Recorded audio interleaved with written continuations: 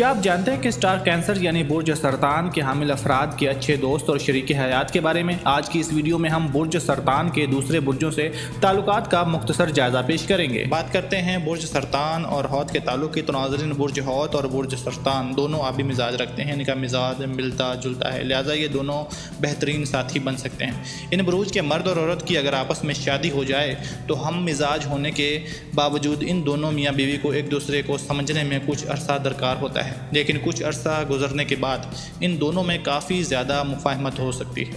ये एक दूसरे के मिजाज और तौर तरीक़ों से वाकिफ़ हो जाने के बाद एक खुशगवार और भरपूर अज़दवाजी ज़िंदगी बसर कर सकते हैं।